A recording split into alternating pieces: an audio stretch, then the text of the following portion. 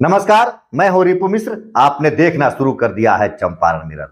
बिहार में शिक्षकों की छुट्टियों की कटौती कर बिहार सरकार शिक्षकों की आस्था के साथ खिलवाड़ कर रहा है। बिहार माध्यमिक शिक्षक संघ के महासचिव सत्येंद्र प्रसाद सिंह ने प्रेस विज्ञप्ति के माध्यम से यह बात बताई कि नीतीश कुमार मतलब बिहार सरकार के बार बार दिशा निर्देश देने के बावजूद भी शिक्षा विभाग क्यों शिक्षकों की छुट्टियों में कटौती कर रहा है, क्यों शिक्षकों की छुट्टियों में बार बार कुछ इधर उधर किया जा रहा है, जबकि सरकार इस संबंध में शिक्षा विभाग को निर्देश दे चुकी है।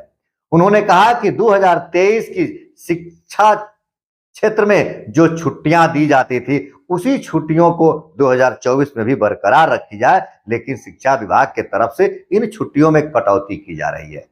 पिछले दिनों देखा गया रक्षाबंधन के अवसर पर बिहार के शिक्षकों की छुट्टियों की कटौती हो गई और अभी सामने दीपावली और छठ है, भाई दूज है। ऐसे पर्वों पर, इस तरह के आस्थावान पर्व पर बिहार में शिक्षकों की छुट्टियों की कटौती कर दी जा रही है। दीपावली की छुट्टी एक दिन की मिल रही है। अब सबसे बड़ा सवाल यह है कि बिहार में जब शिक्षकों की भर्ती हुई तो अन्य राज्यों से भी शिक्षकों की भर्ती हुई। अब बिहार में गुजरात, महाराष्ट्र, उत्तर प्रदेश, झारखंड और विभिन्न राज्य से शिक्षक आए हुए हैं जो कार्यरत हैं बिहार में।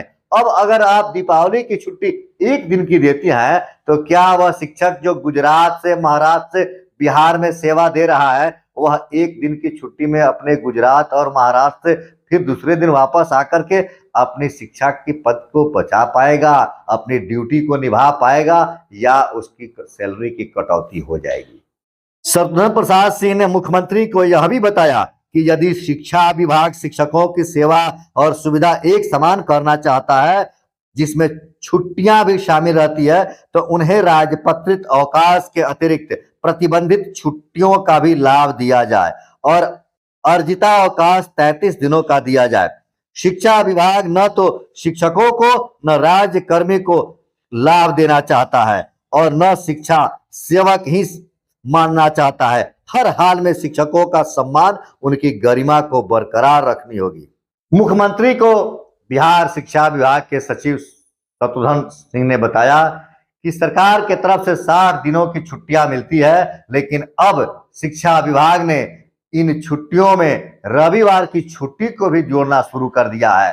तो क्या इस तरह से शिक्षकों की छुट्टियों को कटौती करके बिहार सरकार शिक्षा विभाग में कितना सुधार कर पाएगी? क्या शिक्षकों को लगातार प्रताड़ित करके, शिक्षकों पर लगातार दबाव बना करके शिक्षा विभाग में सुधार किया जा सकता है? शिक्षा विभाग के अपर मुख्य सचिव, शिक्षा विभाग के अन्य अधिकारी क्या चाहते हैं? क्या शिक्षकों पर लगातार इस तरह से दबाव बनाकर, उनकी छुट्टियों की कटौती करके, उनके आस्था के साथ खिलवाड़ करके आप शिक्षा विभाग की स्थिति को बेहतर बना सकते हैं?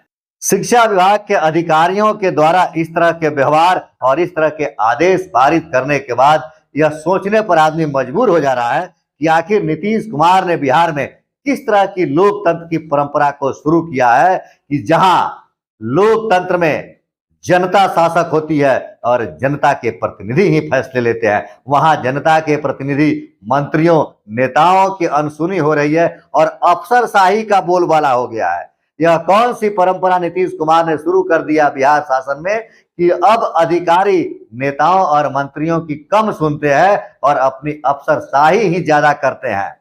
आपको क्या लगता है, क्या नीतीश कुमार और शिक्षा विभाग के लोग इस तरह से शिक्षकों पर दबाव बनाकर बिहार के शिक्षा व्यवस्था को बदल सकते हैं? क्या बिहार की शिक्षा व्यवस्था को सुधारने का यही एक तरीका है कि शिक्षकों की छुट्टियां कम कर दी जाए, शिक्षकों पर अंकुश लगाया जाए, उनके आने जाने के समय पर और कड़ाई से पाबंदी किया जाए? आप अपना विचार कमेंट करके जरूर बताएंगे।